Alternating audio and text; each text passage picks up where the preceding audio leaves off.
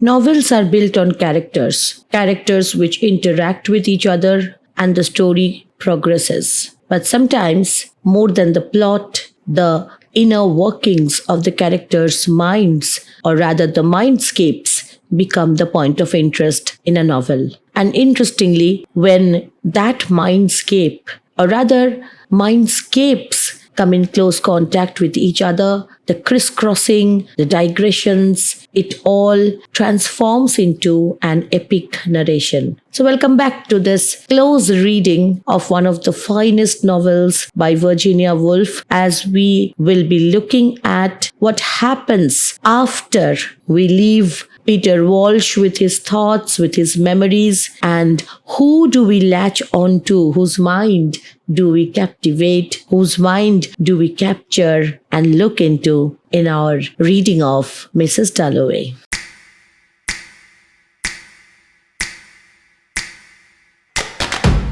You remember the name of the place where we stopped last day? Yes, Regent Park. We will be given a series of scenes apparently not connected to each other, but definitely very interesting ones, because finally they connect us to the next part of the novel, or rather the next set of characters in the novel. So we come across a scene where a child scuds off into Lucrezia, Septimus's wife, and that transmits the chain of narration into the Septimus plotline. Little Elise Mitchell, the child, who had been picking up pebbles to add to the pebble collection which she and her brother were making on the nursery mantelpiece, plumped her handful down on the nurse's knee and scudded off again full tilt into a lady's legs. Peter Walsh laughed out. So Peter is still within the periphery of our vision. So Peter Walsh is observing a child who's playing with pebbles, collecting them, and that child kind of bumps into Lucrezia's legs. Peter Walsh does not know who Lucrezia is. We know who she is. But Lucrezia, Warren Smith, was saying to herself, "It's wicked. Why should I suffer?" So while that child was bumping into her, she wasn't at all interested in that child or anything. She was constantly thinking about her misfortune. You remember why Lucrezia is in Regent Park? She and her husband had come to Regent Park and she decided to take a walk. So this child bumping part came when she was having that walk, thinking about her life, thinking about herself. And then let's see what other things she is thinking.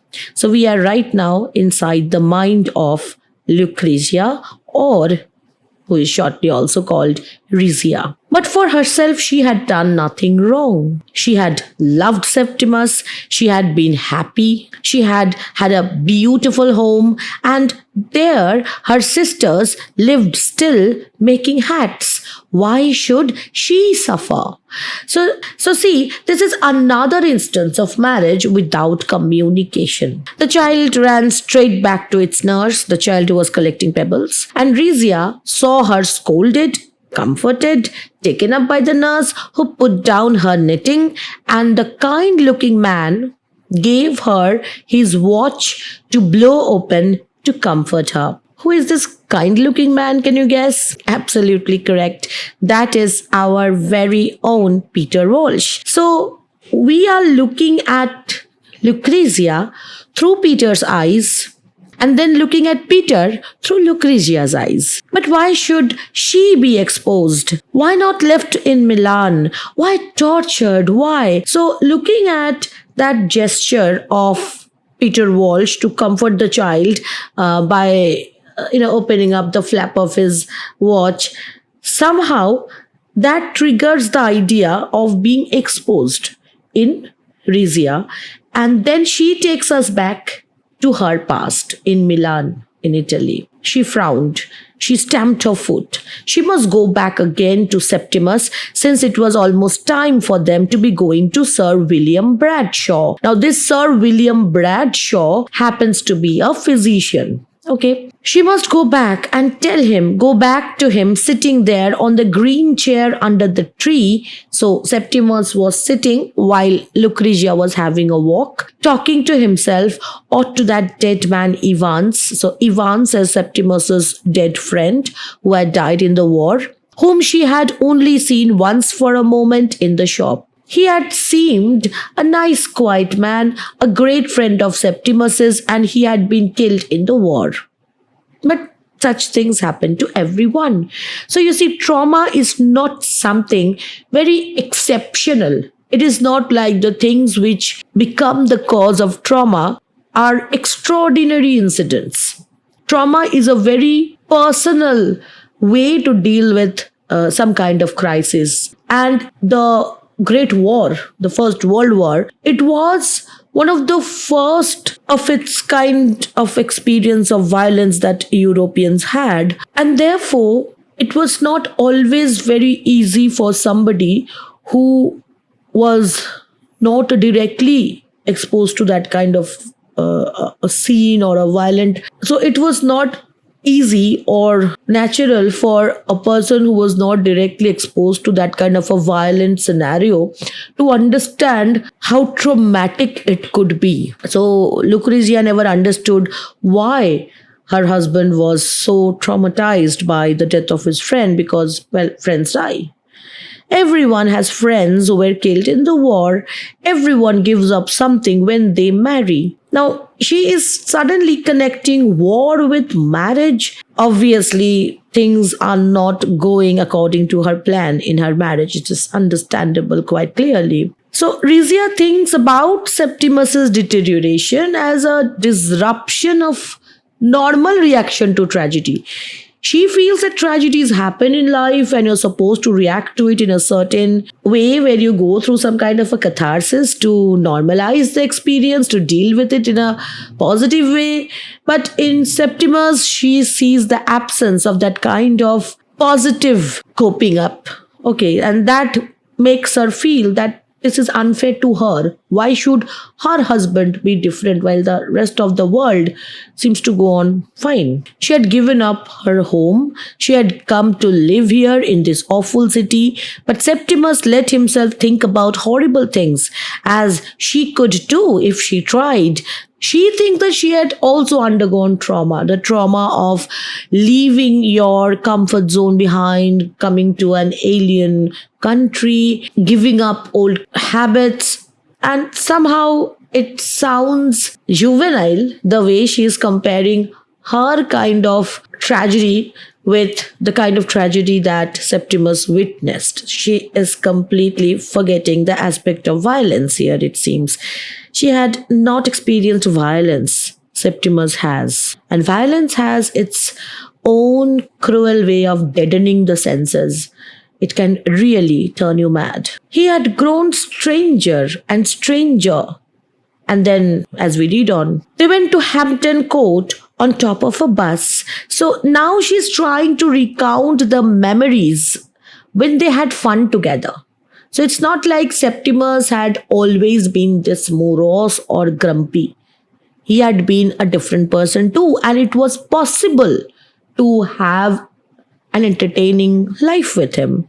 And what are her memories? They went to Hampton Court on top of a bus and they were perfectly happy. All the little red and yellow flowers were out on the grass like floating lamps, he said. And the way he enjoyed the surroundings shows the poetic element in him, the poet in him. And we all know that Septimus always wanted to be a poet. And talked and chattered and laughed, making up stories. Suddenly he said, "Now we will kill ourselves," when they were standing by the river. And he looked at it with a look which she had seen in his eyes when a train went by or an omnibus, a look as if something fascinated him. And she felt he was going from her, and she caught him by the arm. This means that it was not that he was constantly acting in a certain manner. Right when she was thinking that they were having innocent fun, he talks about death. He talks about maybe jumping into the river. And he says, now we kill ourselves. Quite uncomfortable on the part of Lucrezia, obviously. And then when he was going home, he was perfectly quiet, perfectly reasonable. He would argue. And what was his justification of trying to kill himself? He would argue with her about killing themselves and explain how wicked people were, how he could see them making up lies as they passed in the street. He knew all their thoughts. He said he knew everything. He knew the meaning of the world, he said. Some kind of realization he had been through, he believes, for which he understands that there's no point in continuing to live and it's better to die. Now, that kind of a warped logic is quite inaccessible to Lucrezia, who wants to look at life in a very normal, uncomplicated manner. And she has to deal with this kind of upheavals in her husband's mind. As she approached her husband, she was walking towards him. She was close to him now, could see him staring at the sky, muttering, clasping his hands.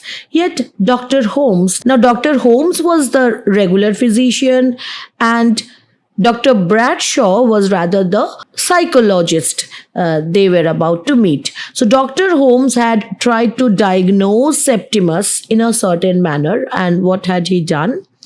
Yet Dr. Holmes said there was nothing the matter with him. What then had happened? Why had he gone then? Why, when she sat by him, did he start, frown at her, move away, and point at her hand, take her hand, look at it terrified? So if it was a very normal thing that he was going through, if everything was absolutely okay, then why was he behaving in this very eccentric manner? Was it that she had taken off her wedding ring? So this is another information we have, that she is not wearing her wedding ring anymore. She has apparent reasons for it. My hand has grown so thin, she said. I have put it in my purse, she told him. But we are not sure if that's the real reason. Maybe she is fed up with her marriage. She doesn't like wearing the ring, which reminds her every time that she is connected to Septimus, for better, for worse. He dropped her hand. Their marriage was over, he thought. Now, how Septimus was looking at that ringless hand is that he was trying to see it as a sign. Septimus looks at the world as if the entire world is giving him signals. Every sight he sees, every person he communicates with, they give him some kind of an impression that the universe is giving him some additional information which he has to decipher. So he feels that the ringless hand is a marker of the end of their marriage. And what is his reaction to it? He thought, with agony, with relief. So that marriage was also very, very troubling for Septimus. He wasn't also comfortable in that marriage, because both of them have lost the art of communication there. The rope was cut. He mounted. He was free. As it was decreed means ordered, somebody has ordered that he, Septimus, the lord of men, should be free. Marriage was kind of binding him up. Alone, since his wife had thrown away her wedding ring, since she had left him. Now see, Rizia hadn't left her, or she is not shirking from the responsibility of taking care of him. But he thinks that she's gone, emotionally absent. He, Septimus, was alone, called forth in advance of the mass of men to hear the truth, to learn the meaning. He is trying to imagine his life as having a greater purpose than what he can understand. Because without that, he cannot understand why he is surviving at all. And see how whenever we are inside the mind of Septimus, we hardly have proper punctuations even. There are semicolons, colons, and commas in a very scattered manner also. Not very grammatically positioned. The use of punctuation or the lack of it becomes a marker of the extreme chaos that is going on inside the mind of Septimus. In short, he can't think straight. And he thinks that he is here for a bigger purpose, which he can't articulate even in words. And then he thinks about Greeks, Romans, Shakespeare, Darwin, himself. Look at the way he is thinking about all these great people, and then himself was to be given whole to whom? And then he speaks out certain parts of his thought. Obviously, if you are sitting next to him and you're not aware of what's going inside his mind, you will never understand why he's suddenly saying to whom, to the Prime Minister. Not that even we understand much. We are inside his mind. We can see the line of thought, but still we understand that nothing makes sense. So imagine how a person who doesn't have access to these lines inside his head and who is only listening to these abrupt eruptions, to whom, to the Prime Minister, how will that person look at Septimus? Obviously, that person would say, Septimus has gone mad. The voices which rustled above his head replied. So when he said, to whom? He heard somebody say, to the Prime Minister. And the dark humor of it all. A strange, dark, almost cynical humor, right? No crime, love, he repeated, fumbling for his card and pencil, when a Skye Terrier snuffed his trousers and he started in an agony of fear. It was turning into a man. A dog came, apparently a pet dog. Somebody was out with its dog on a walk. The dog came to him, sniffed, and he started to imagine that this dog is turning into a man. He could not watch it happen. It was horrible, terrible to see a dog become a man. At once, the dog trotted away. And then he goes on thinking about this. Why could he see through bodies, see into the future when dogs will become men? And then we begin to have this very uncomfortable feeling that he is actually being prophetic here. That there would be a time, or maybe the time was already there, when men were behaving like animals, beasts, and the beasts were behaving in humane manner. Brizia comes to him, and with a certain kind of finality, she says, "It is time," said Brizia. The word time split its husk. You can understand how important the word time is for Septimus, because every moment he's thinking about his purpose, his position in the universe, and he feels scared that he's not doing what he's supposed to do. And then his wife declares that it is time. And what effect it had on him? The word time poured its riches over him. What are the riches of time? What are stored in the granaries of time? Memories, right? Like the riches of time for me are different from the riches of time for you. So when you have this expression that time is pouring down its riches on somebody, that means it's a very personalized kind of treasure. But are always treasures good ones? Are always memories beautiful? And from his lips fell like shells, like shavings from a plane, without his making them, hard, white, imperishable words. So the memories coming back at him, and flew to attach themselves to their places in an ode to time. An immortal ode to time, he sang. Evans answered from behind the tree. Now he started to imagine that he was seeing his friend, or rather not seeing him, but he was sensing that his friend was behind a tree.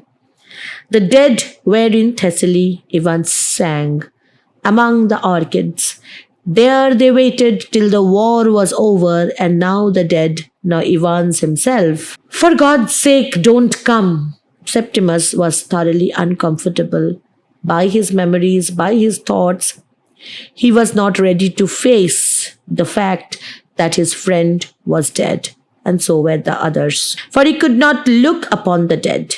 But the branches parted. A man in grey was actually walking towards them. It was Evans. So his worst fear came true.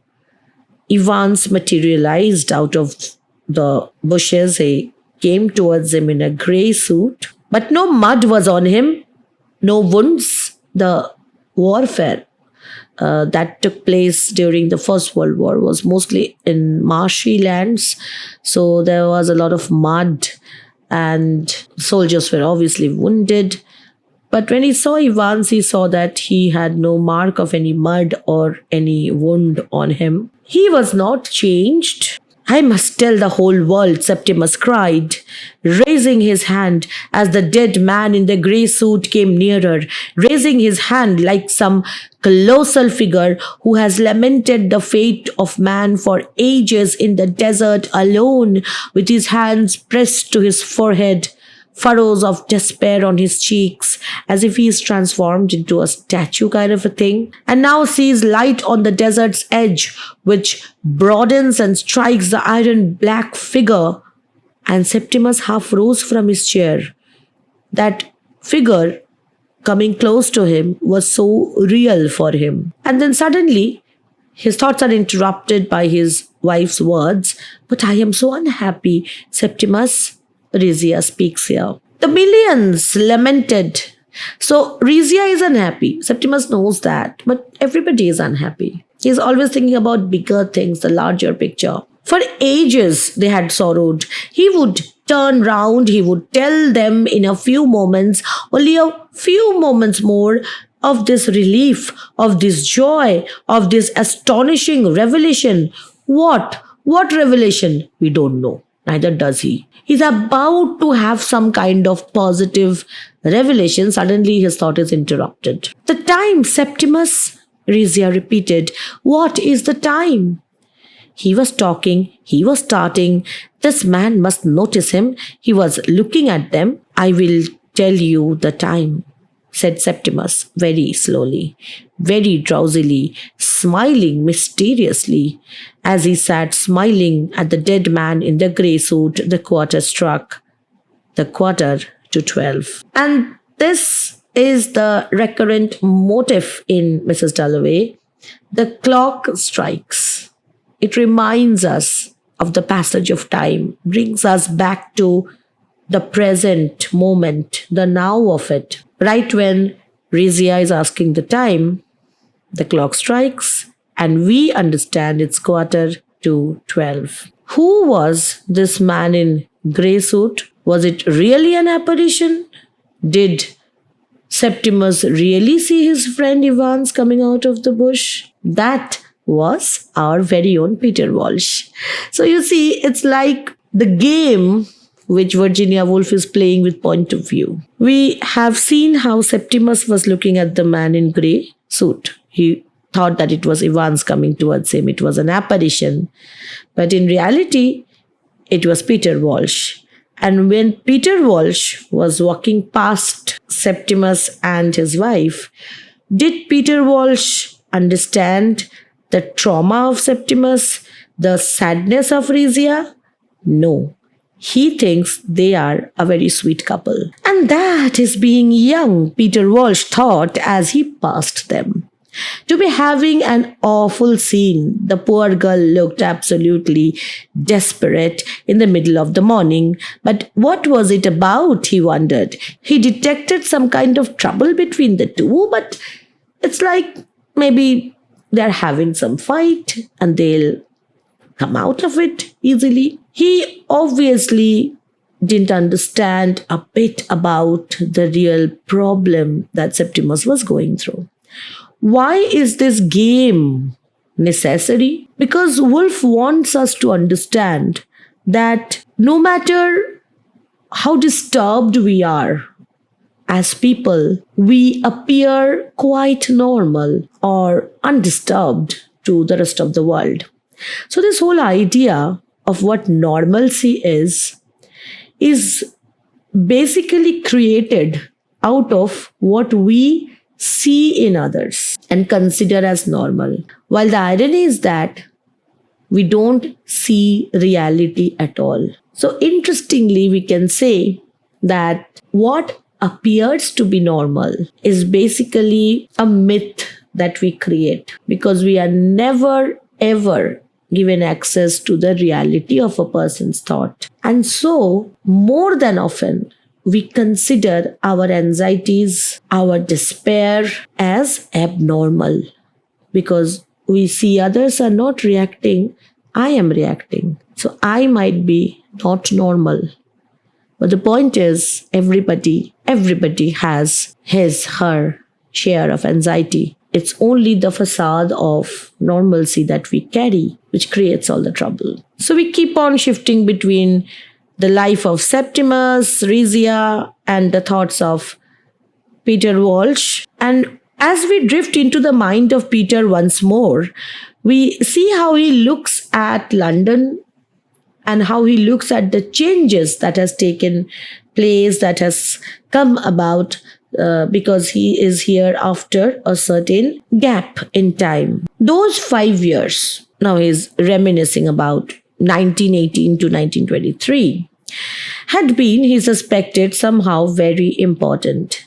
People looked different, newspapers seemed different. Now, for instance, there was a man writing quite openly in one of the respectable weeklies about water closets that you couldn't have done 10 years ago, written quite openly about water closets in a respectable weekly. And then this taking out a stick of rouge or a powder puff and making up in public. On board ship, coming home, there were lots of young men and girls, Betty and Bertie, he remembered in particular, carrying on quite openly, the old mother sitting and watching them with her knitting cool as a cucumber. So the world was changing. The world was different now. The pre-World War scenario and the post-World War scenario, they were quite different. And the element of nostalgia that we can detect in Peter is quite understandable here. From the episodes that we have read about Burton, we have started to develop this idea that Peter is a liberal person, but even there he has limitations, and he says, and they weren't engaged, just having a good time, no feelings hurt on either side. As hard as nails she was, Betty, what's her name, but a thorough good sort. She would make a very good wife at 30. She would marry when it suited her to marry some rich man and live in a large house near Manchester. And then that makes him remember somebody else who had done exactly that. Married a rich man, lived near Manchester. Somebody who had written him a long gushing letter quite lately about blue hydrangeas. It was seeing blue hydrangeas that made her think of him and the old days. Sally Seton. Of course, it was Sally Seton, the last person in the world one would have expected to marry a rich man and live in a large house near Manchester. The wild, the daring, the romantic Sally. So now we are also getting some kind of closure about what happened to Sally Seton. And it is very surprising, even to Peter, that Sally settled down for a life of normalcy. I mean, nothing extraordinary about marrying a rich man and getting settled down. And then thinking about the past made him think again about Clarissa. And while thinking about Clarissa, he invariably begins to think about what went wrong. Why did Richard win her? About Richard, he thinks, he ought to have been a country gentleman. He was wasted on politics. He was at best out of doors with horses and dogs. How good he was, for instance, when that great shaggy dog of Clarissa's got caught in a trap and had its paw half torn off, and Clarissa turned faint and Dalloway did the whole thing. Bandaged, made splints, told Clarissa not to be a fool. That was what she liked him for, perhaps. That was what she needed. Now, my dear, don't be a fool. Hold this, fetch that. All the time talking to the dog as if it were a human being. So obviously, Richard Dalloway offered Clarissa some different kind of comfort, which Peter did not. And obviously, because Richard was the outdoorish kind of a person, he was never a person who was into poetry. But how could she swallow all that stuff about poetry? How could she let him hold forth about Shakespeare? Seriously and solemnly, Richard Dalloway got on his hind legs and said that no decent man ought to read Shakespeare's sonnets because it was like listening at keyholes. Besides, the relationship was not one that he approved. No decent man ought to let his wife visit a deceased wife's sister. Incredible. The only thing to do was to pelt him with sugared almonds. It was at dinner. But Clarissa sucked it all in. Peter never understood why Clarissa settled down for a non-intellectual person like Richard. So, was he in love with Clarissa still? Was he regretting? And he answers himself, no. He was not in love with her anymore. He only felt after seeing her that morning, like he had been to Clarissa's place that morning. We have seen what went between the two. Among her scissors and silks, making ready for the party, unable to get away from the thought of her.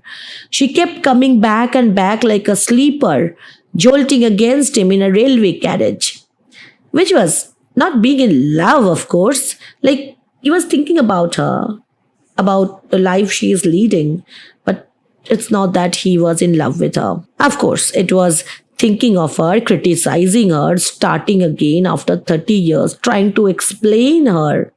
The obvious thing to say of her was that she was worldly. She was materialistic. That is Peter's evaluation of Clarissa's life.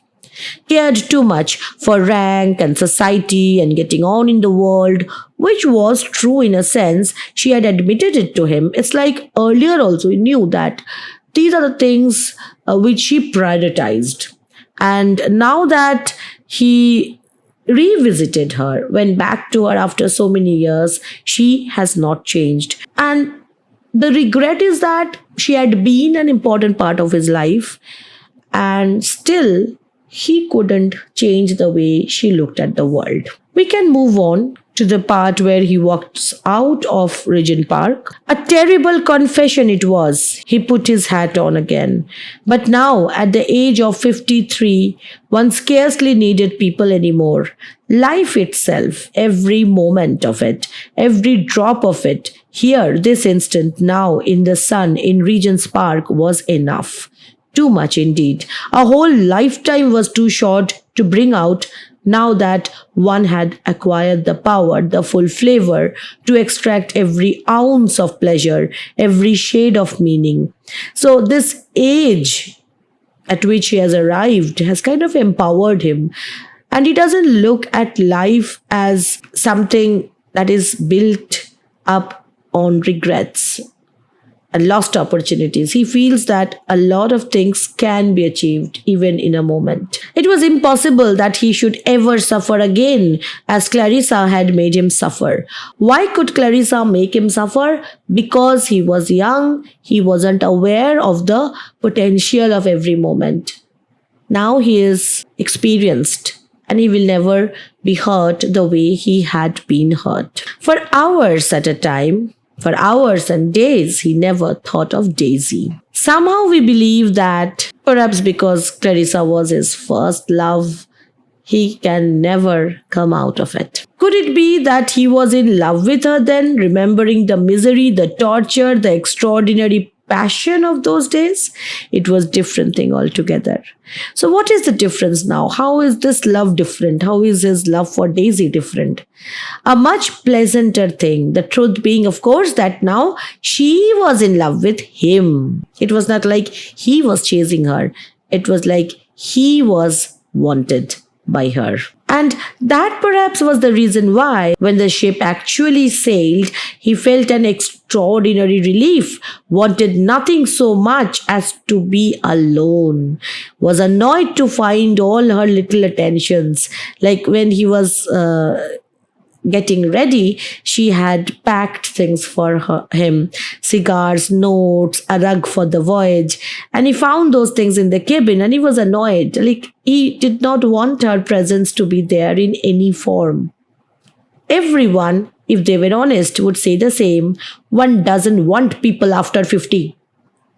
One doesn't want to go on telling women they are pretty. That's what most men of 50 would say, Peter Walsh thought, if they were honest. Now that is a real dark humor there, and you could say that Virginia Woolf is generalizing men here.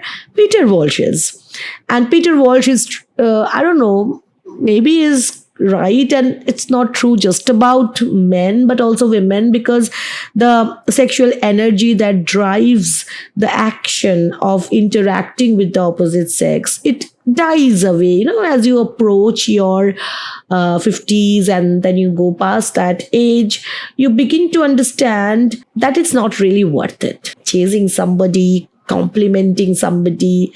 You only want to do things which seem authentic to you, because, well, you don't have much time left now. If you have crossed 50, this is what Peter Walsh is thinking. But earlier this morning, Clarissa was weeping out loud, right?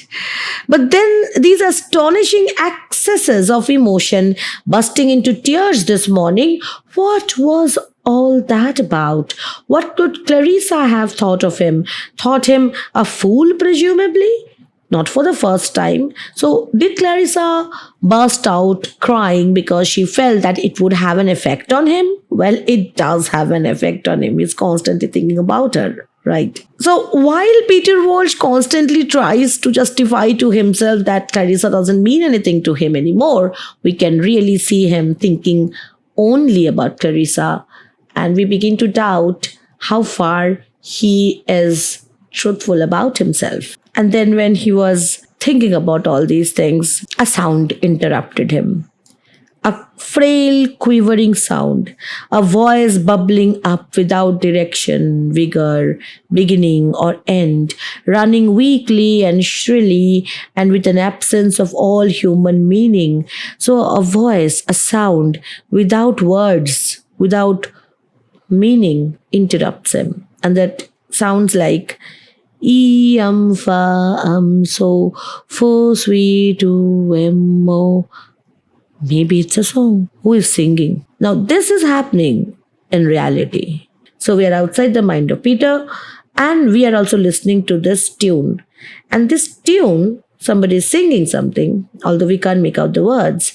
This song, this verse will now take us out of Peter's mind into somebody else's. So this becomes the connector. The voice of no age or sex, the voice of an ancient spring spouting from the earth.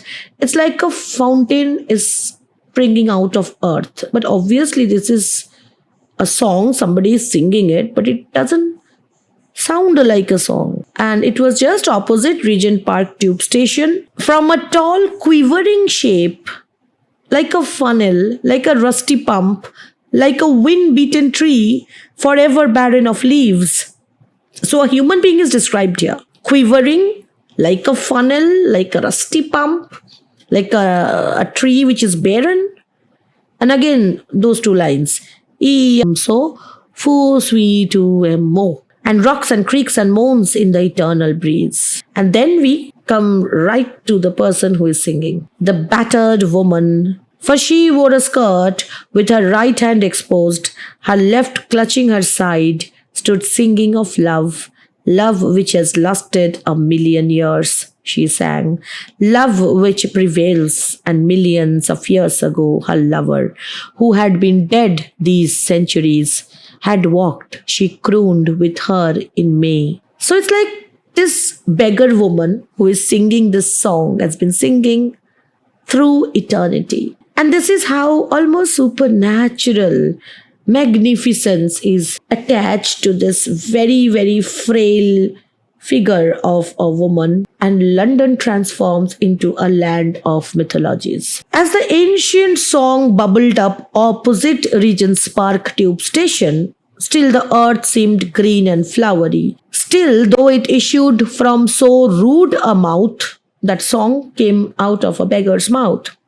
A mere hole in the earth, muddy too, matted with root fibers and tangled grasses. So this extended metaphor, comparing the beggar woman to a hole in the earth. Still, the old burbling song soaking through the knotted roots of infinite ages and skeletons and treasure.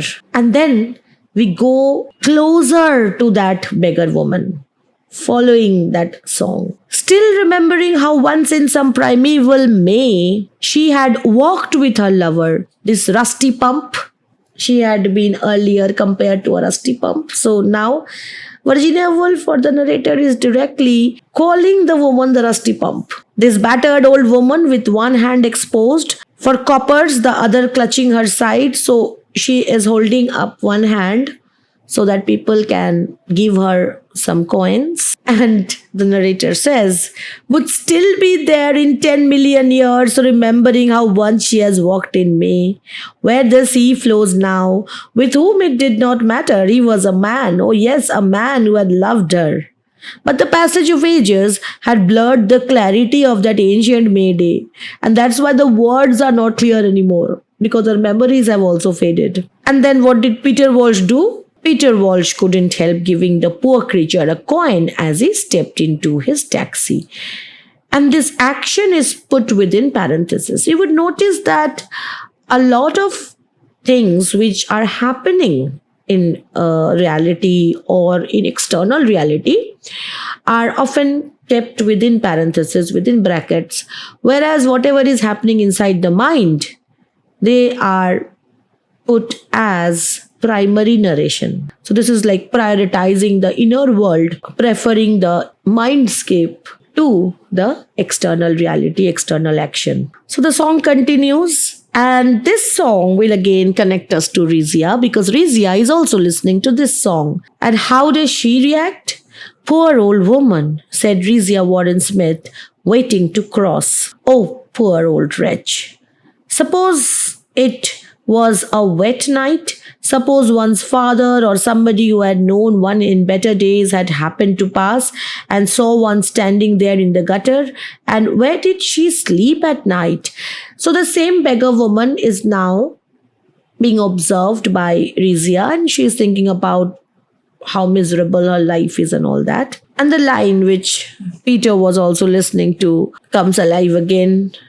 And if someone should see, what mattered they? Since she was so unhappy, now we are safely settled inside the mind of Rizia.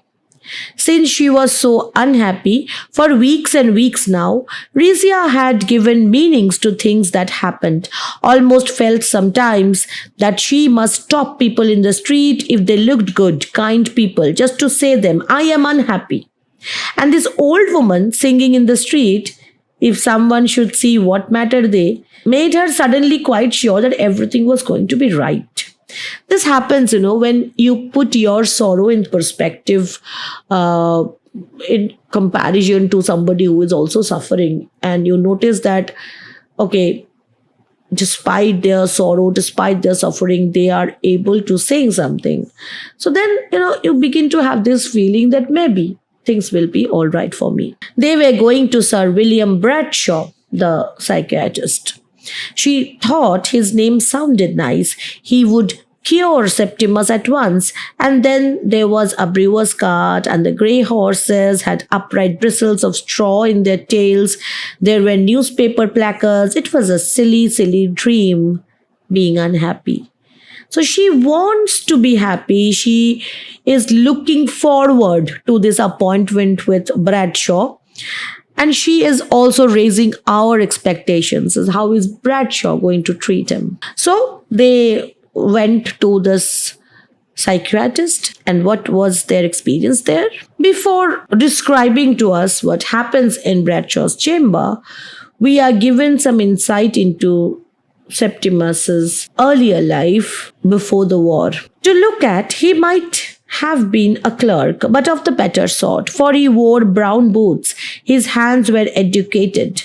So, too, his profile, his angular, big-nosed, intelligent, sensitive profile, but not his lips altogether, for they were loose, and his eyes, as eyes tend to be, eyes merely hazel. large, so that he was on the whole a border case. Neither one thing nor the other. Might end with a house at Purley and a motor car, or continue renting apartments in black streets all his life.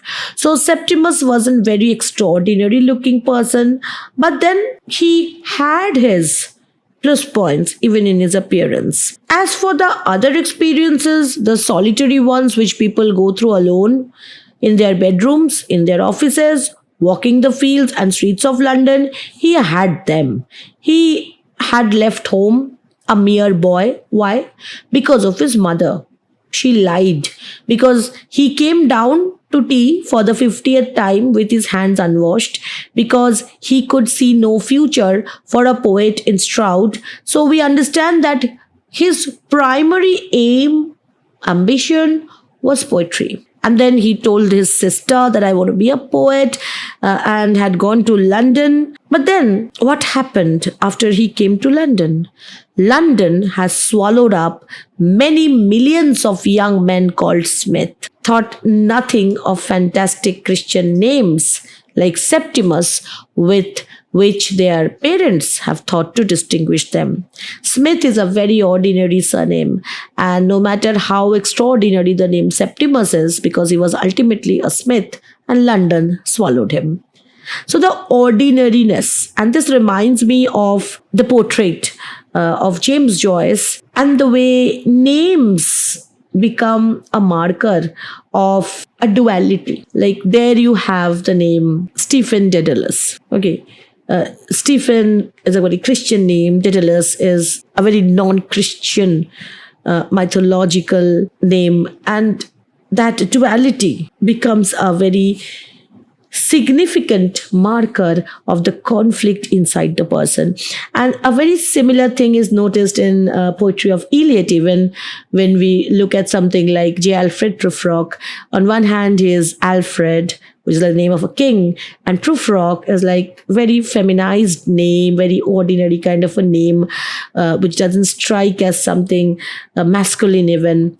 So the duality in Prufrock is evident in the name that we have there. Even Orwell, when he writes 1984, he names his principal character Winston Smith. Winston happens to be a very, very loaded name, with its historical magnificence, and reminds you of Winston Churchill, of course. And on the other hand, you have the word Smith, which happens to be a very ordinary name, ordinary surname. And finally, think about it when you think of Harry Potter too. The way the name Harry, a very heroic name, is set against Potter, a very ordinary one. So these names, they point out that the dualities, the complexities, the conflicts within the characters are often transmitted through these names, which contain in them the doubleness, the extreme possibility of greatness tagged along with extreme ordinariness. A thought worth thinking about, right? So with his poetic personality, inclination, what happens to our Septimus Smith? He started to work as a clerk, and in his office he fell in love with Miss Isabel Pole. Was he not like Keats? She asked, and reflected how she might give him a taste of Antony and Cleopatra and the rest. Lent him books, wrote him scraps of letters, and lit in him such a fire as burns only once in a lifetime. So, well, Septimus was in love with this woman. He thought her beautiful, believed her impeccably wise, dreamed of her, wrote poems to her, which, ignoring the subject, she corrected in red ink. He saw her one summer evening walking in a green dress in a square. It has flowered, the gardener might have said. Had he opened the door, had he come in, that is to say, any night about this time, and found him writing, found him tearing up his writing. So this was a crazy time for him. He was creative, he was poetic, he had outbursts of writing. But then what went wrong? The war happened. Septimus was one of the first to volunteer. He went to France to save an England which consisted almost entirely of Shakespeare's plays and Miss Isabel Pole in a green dress walking in a square. So he felt that he needed to protect what? He protect the legacy of poetry that England represented. And England also, or rather London, represented for him a romance. And Miss Isabel Pole was something he really was fascinated by. And then what happened? There in the trenches, the change which Mr. Brewer desired when he advised football was produced instantly. Now, his superior, Mr. Brewer, always felt that poetry wouldn't strengthen him, football would. And he understood that when he went to war. He developed manliness, he was promoted, he drew the attention, indeed the affection of his officer, Evans by name. So Evans was superior to him, and he got Evans's appreciation, and they became very close. They had to be together, share with each other, fight with each other, quarrel with each other. But when Evans, Rizia, who had only seen him once, called him a quiet man. So now within parentheses we have the impression that Rizia had about Evans, and then we see what happens when Evans was killed. When Evans was killed just before the armistice in Italy.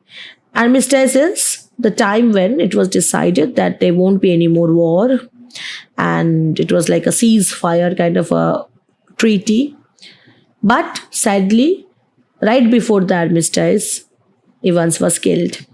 Septimus, far from showing any emotion. Now, this is a very important element of PTSD, that it doesn't necessarily mean you will be yelling at the top of your voice and storming about after something traumatic happens.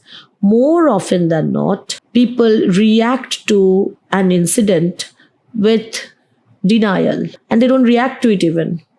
And that repression which takes place, you repress your natural reaction to a traumatic incident, that repression hits you hard, so hard that you cannot cope with it later. And that is post-traumatic stress disorder that you are getting into. And this is what happened with our Septimus. So when Evans was killed, he was not showing any emotion, or recognizing that here was the end of a friendship, congratulated himself upon feeling very little and very reasonable. And he felt that, okay, I'm dealing with Evans's death in this natural way, so I guess that is good. Like, he thought that he would be reacting in a more emotional way. He saw that he was not expressing emotion, so he felt that this is a good thing, that he is dealing with the death of his friend in a very good way, manly way. The war had taught him. It was sublime. He had gone through the whole show. Friendship, European war, death, had won promotion, was still under 30 and was bound to survive. He was right there. So everything was going according to a pre-planned chart, and he was happy about it. He didn't realize that he had actually repressed his own emotional reaction hard inside him, and it was bound to rebound on him. When peace came, he was in Milan, billeted in the house of an innkeeper with a courtyard, flowers in tubs, little tables in the open, daughters making hats, and to Lucrezia. So this is when he got engaged to Lucrezia, and he could not feel the panic yet. And this was not just about panic. He could not feel anything anymore. So it was the actual reaction to trauma. For now that it was all over, truce signed, and the dead buried, he had, especially in the evening, these sudden thunderclaps of fear. He could not feel. As he opened the door of the room where the Italian girls sat making hats, he could see them, could hear them. They were rubbing wires among colored beads in saucers. They were making hats. They were turning buckram shapes this way and that. The table was all strewn with feathers, spangles, silks, ribbons. Scissors were rapping on the table, but something failed him. he could not feel. Still, rapping, girls laughing, hats being made protected him.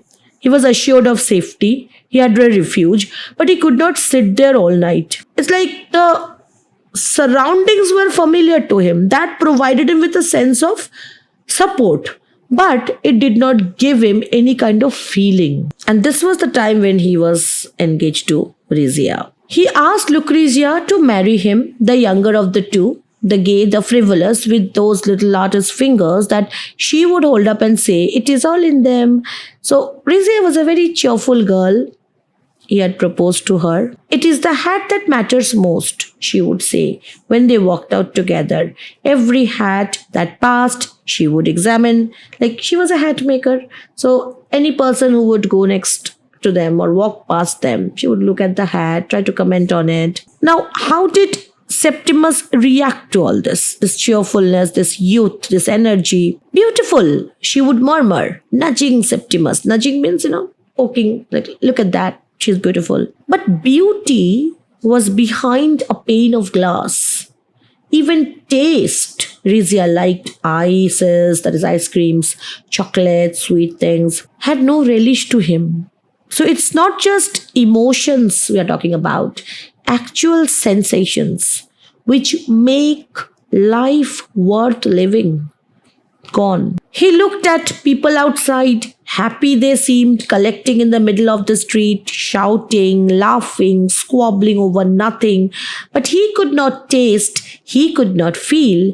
In the tea shop, among the tables and the chattering waiters, the appalling fear came over him. He could not feel. He could reason. He could read Dante, for example, quite easily. And he often took up the Inferno, it seems. He could add up his bill. His brain was perfect. It must be the fault of the world then that he could not feel. Like, if he can understand Dante, obviously he was in his right senses. But if he cannot feel, it is not his problem. It's a problem of the world outside. It might be possible, Septimus thought, looking at England from the train window, like when they were returning. As they left New Haven, it might be possible that the world itself is without meaning, that it might be that there is nothing to feel anything about. So when he comes back from the war, he had received the promotion, he got a lot of congratulatory notes and all. So he was given back his job, obviously reinstated there. Here he opened Shakespeare once more. That boy's business of the intoxication of language, Antony and Cleopatra, had shriveled utterly. How Shakespeare loathed humanity. The putting on of clothes, the getting of children, the sordidity of the mouth and the belly. This was now revealed to Septimus. Now when he was reading Shakespeare, the meaning started to change for him. And earlier he had seen Shakespeare as one kind of a person. And now he could see that Shakespeare was actually somebody who loathed, who hated this world, relationships. Now, this is because Shakespeare is so universal. He will always, I'm saying this from my experience actually, he will always make you feel like he is reflecting your thoughts. So whatever he is feeling about Shakespeare, although he thinks that he doesn't have feelings, he's feeling something, he's thinking something. Whatever he's thinking or deducing about Shakespeare here is basically what he is. It is a reflection of his own thought processes. He is loathing humanity. Dante, the same. Aeschylus, translated because he didn't read the original one, the same. There Rizia sat at the table trimming hats. She trimmed hats for Mrs. Filmer's friends. She trimmed hats by the hour. Why is she doing this now? Because obviously we can understand that Septimus, with his condition, is not able to continue his job. And so Rizia has to take care of the finances. And so her work has multiplied. She looked pale, mysterious, like a lily drowned under water, he thought. And then more on Shakespeare. Love between man and woman was repulsive to Shakespeare. Now, who would say this in the right senses? Obviously, Septimus is completely twisted in his way of understanding Shakespeare. The business of copulation was filth to him before the end. But Rizia said she must have children. They had been married 5 years. She must have a son like Septimus, she said. Now we already know that Septimus is quite against the idea of having children. But nobody could be like Septimus, so gentle, so serious, so clever. Could she not read Shakespeare too? Was Shakespeare a difficult author? She asked. One cannot bring children into a world like this. One cannot perpetuate suffering. Many people actually think this way. People who decide to stay childless. They believe that this world is too ugly. Why to increase a human being just to make him suffer? But Septimus is doing this as a reaction to the trauma he has experienced. It is not something he has always thought. This is like a disruption in his regular thought process. And he feels that creating a human being means creating a body which will suffer, or increase the breed of these lustful animals who have no lusting emotions but only whims and vanities, aiding them now this way, now that. But Rizia has her normal cravings, her usual, and I would say justified needs. Everybody is free to have their own needs, that I want to be a mother. Now, the entire failure of communication between the two, that leads to the tragedy. So we look at this incident. At tea, Rizia told him that Mrs. Filmer's daughter was expecting a baby. She could not grow old and have no children. She was very lonely. She was very unhappy. She cried for the first time since they were married. Far away, he heard her sobbing. Far away. They were sitting next to each other. But the moment she expressed her desire to be a mother and then started to cry, it's like she was emotionally so far away from him that the actual physical reality that they were sitting close to each other did not matter anymore. She was already far away from him. He heard it accurately. He noticed it distinctly. Now, he couldn't feel, first of all, any kind of emotion for her. He compared it to a piston thumping, but he felt nothing. His wife was crying and he felt nothing. Only each time she sobbed in this profound, this silent, this hopeless way, he descended another step into the pit. They were moving further away from each other. He was getting more dark and into a darker zone when this happened. It was then they consulted the doctor, Dr. Holmes. Dr. Holmes examined him. There was nothing whatever the matter, said Dr. Holmes. Oh, what a relief. What a kind man. What a good man, thought Rizia. Now, usually what happens when a doctor tells us that there is nothing wrong with you, we feel very pleased with the doctor. We don't like that doctor who scares us with a lot of difficult diagnostic terms. But the fact is, if we are sick, we must be told the truth. And it's like hiding something or not being able to diagnose a difficult thing that is happening inside us. It's no good thing at all. And Dr. Holmes, he was a very orthodox kind of a physician, and he wasn't aware of the latest researches on mental health. Not that even professionals in the area were familiar with a lot of things. Mental health was not considered to be an important arena not until late 90s, I would say. So we do have a lot of misdiagnosis that happened with even Dr. Holmes's diagnosis. And he said, why not try 2 tabloids of bromide dissolved in a glass of water at bedtime? And then he completely gave them the feeling that it was very easily cured or curable through common exercises. Okay, like Dr. Holmes came again, large, fresh colored, handsome, and what did he say? Health is largely a matter in our own control. Throw yourself into outside interest. Take up some hobby. He opened Shakespeare, Antony and Cleopatra, pushed Shakespeare aside. So, what hobby then? Reading was his hobby? He said, no, Shakespeare won't do.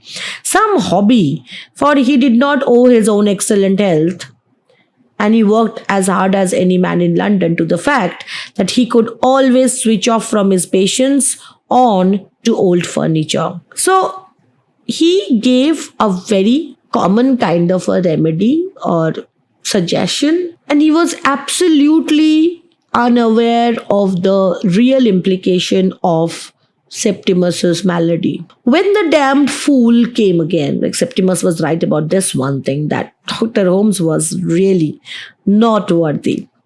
Septimus refused to see him. Did he indeed? Said Dr. Holmes, smiling agreeably. Really, he had to give that charming little lady, Mrs. Smith, a friendly push before he could get past her into her husband's bedroom. So Dr. Holmes insisted on seeing Septimus, but Septimus was not happy to see Dr. Holmes. Human nature, in short, was on him. The repulsive brute with the blood-red nostrils, Holmes, was on him. Dr. Holmes came quite regularly every day. Once you stumble, Septimus wrote on the back of a postcard, human nature is on you. Holmes is on you. So Holmes was like this evil incarnate who came to torment him. It was like he was in hell and he was the agent of hell. Hurting Septimus every time. Their only chance was to escape without letting Holmes know. To Italy, anywhere away from Dr. Holmes. But Rizia could not understand him. Dr. Holmes was such a kind man. He was so interested in Septimus. He only wanted to help them. He said he had 4 little children and he had asked her to tea, she told Septimus. Now, from the point of view of Dr. Holmes, Septimus is an interesting patient. From the point of view of Rizia, Dr. Holmes is a support system. From the point of view of Septimus, Dr. Holmes is like the devil himself, torturing him, tormenting him. Why? Because Dr. Holmes never understood him. He never validated his actual disease. So Rizia was out shopping when Septimus has this great revelation. A voice spoke from behind the screen. Evans was speaking. The dead were with him. Evans, he cried. Mr. Smith was talking aloud to himself. Agnes, the servant girl, cried to Mrs. Filmer in the kitchen. So while he is speaking out to this imaginary Evans, the servant girl is scared, of course. And then Rizia comes in. And Rizia came in with her flowers and walked across the room and put the roses in a vase, upon which the sun struck directly and it went laughing, leaping round the room. She had to buy the roses, Rizia said, from a poor man in the street. But they were almost dead already, she said, arranging the roses. So no matter whether you are Rizia or Dalloway, you got to buy your flowers to somehow, even when in case of Rizia, the flowers are dying. Even when the flowers are dying, you need to have flowers about. So flowers become more than just decorative pieces. They become a symbol of positivity you hold on to, of that household space, which despite being a site of torture, despite being a site of oppression, is also the place where you can evolve into something more than what you are. What are you saying, Septimus? Rizia asked, wild with terror, for he was talking to himself. And then she sent somebody to get Dr. Holmes. You brute, cried Septimus, seeing human nature, that is Dr. Holmes, enter the room. Now what's all this about? Said Dr. Holmes. Talking nonsense to frighten your wife? Now look at the way he's talking to Smith here, and we understand that this is not the way a person with mental health issues can be spoken to, can be understood, can be diagnosed, and forget about can be treated. It was precisely 12 o'clock, 12 by Big Ben. Again, we are brought to the sound of the Big Ben, whose stroke was wafted over the northern part of London, blent with that of other clocks, mixed in a thin ethereal way with the clouds and wisps of smoke that died up there among the seagulls. 12 o'clock struck as Clarissa Dalloway laid her green dress on her bed, and the Warren Smiths walked down Harley Street. Two lives, not touching each other, yet happening together. So while Clarissa is laying out her dress on the bed, Septimus and Rizia are down in the street again. And where are they going? 12 was the hour of their appointment. Look at the poetic way in which it is written. 12 was the hour of their appointment. It's not written in this way that their appointment was at 12. The hyperbaton is so intentional here to focus on the word 12. Probably, Rizia thought, that was Sir William Bradshaw's house with the grey motor car in front of it, the leaden circles dissolved in the air. Indeed it was Sir William Bradshaw's motor car. So William Bradshaw is now presented to us as a majestic figure. And what did he say to them? How long had Dr. Holmes been attending him? 6 weeks. So he's asking questions and Rizia is answering. Prescribed a little bromide, said there was nothing the matter. Ah, yes, those general practitioners, the general physicians, thought Sir William. It took half his time to undo their blunders. Some were irreparable. Now, the moment we read all these things, we are getting a bit hopeful that, okay, maybe Sir William is going to understand Septimus's trauma, will do something really good to make him well because he's criticizing Dr. Holmes. So we are getting hopeful here, right? And then he asks Septimus, you served with great distinction in the war? The patient repeated the word war interrogatively. How? When he said, you served with great distinction in the war? Septimus says, war? Okay, so like that. He was attaching meanings to words of a symbolical kind, a serious symptom to be noted on the card. Now you notice that what Sir William is doing is he is not actually so much interested in curing him, rather than is interested in examining him as a specimen. So he's taking down notes for his own references. The war? The patient asked. The European war? That little shindy of schoolboys with gunpowder?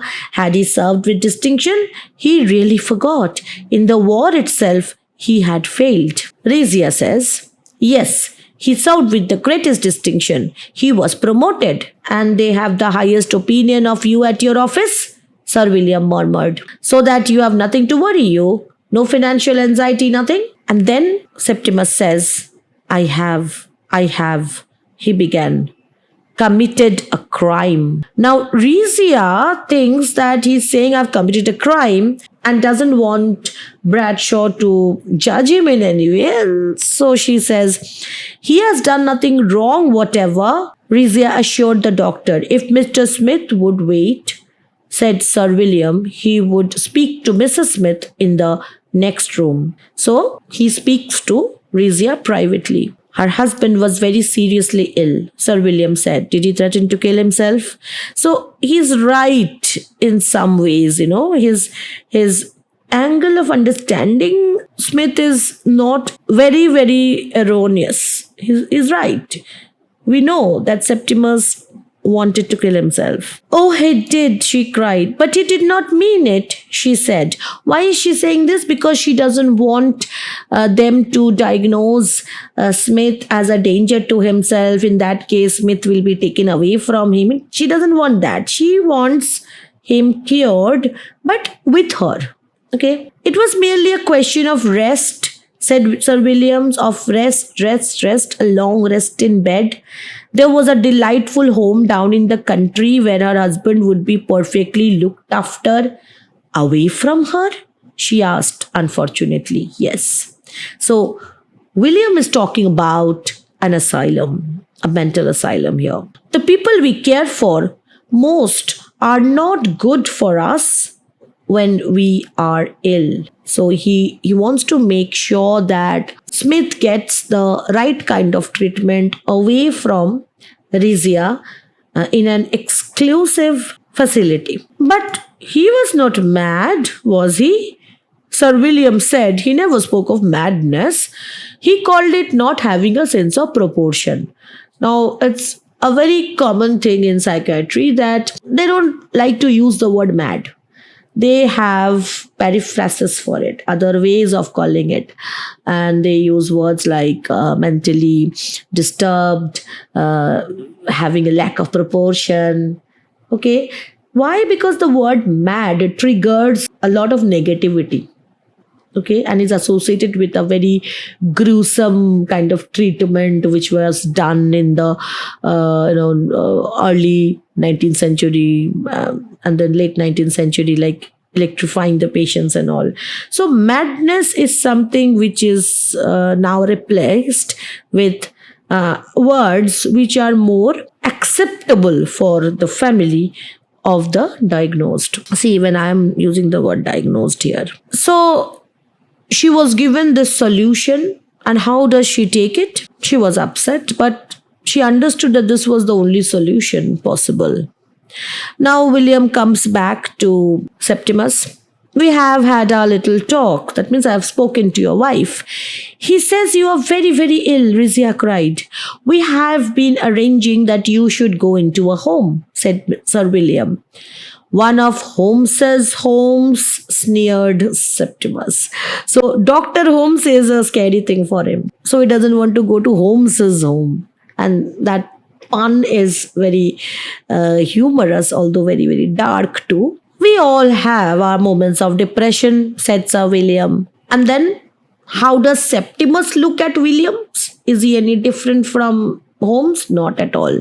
Once you fall, Septimus repeated to himself, human nature is on you. Holmes and Bradshaw are on you. They scoured the desert. They fly screaming into the wilderness. The rack and the thumbscrew are applied. Human nature is remorseless. Impulses came upon him sometimes, Sir William asked, with his pencil on a pink card. See, he's constantly noting down the points. And then he comments on the career that he has had. And you have a brilliant career before you, an exceptionally brilliant career. And then Septimus is constantly thinking that he has committed a crime and he should confess. And if he confesses, these people will let him go. So what is he thinking? But if he confessed, if he communicated, would they let him off then? His torturers? He stammered. But what was his crime? He could not remember it. So it's like trauma is such a thing, it leaves you with a lot of guilt. You are not responsible for something bad that has happened, but you repress it so much inside you that it makes you feel like you are responsible for it. And guilt is something that is the worst of mental tortures. Yes, Sir William encouraged him because he was stammering. I love trees. There is no crime. What was his message? He could not remember it. Septimus stammered. Try to think as little about yourself as possible. So he's constantly saying I. So Sir William says, don't think about yourself so much. Really, he was not fit to be about, and he understood that this man was completely not in control of himself. So he would make all arrangements, and he says, trust everything to me. So William decides to help these two. Never had Rizia felt such agony in her life. She had asked for help and been deserted. He had failed them. Sir William Bradshaw was not a nice man because he was not offering her a remedy which she would approve of. As I leave you today, I want you to keep thinking about the way in which Dr. Holmes and Bradshaw looked at the malady, the suffering of Septimus as something treatable with conventional medicine, with conventional treatment, and how the lack of awareness of mental health issues was so bad back then at its rudimentary stages. We should be grateful for the rise in awareness that now we can see the folly committed by these two so-called physicians and mental health experts. But why this is so important for Virginia Woolf? Who else would it be important to? She understood how the physicians looked at Septimus. Quite naturally, she was an author, she was a sensitive person, but she was more capable of understanding how Septimus looked at the physicians. Because more than an author, she was also a victim of mental health issue. And that's why she brings to us not just the lack of understanding that these doctors represent, but the anxiety, the fear, the revulsion that the patient felt. As the narration leaves us with these disturbing thoughts, I would request you to come back in our reading of the next part when we see how it is not just the failure of Bradshaw and Holmes, but the failure of an entire generation to understand, to diagnose, to treat, and to recover the traumatized, war-beaten young generation of Europe. So in our next video, I'll catch you all back. This is Monami Mukherjee signing off. See you all. Till then, stay safe, stay subscribed. Bye-bye.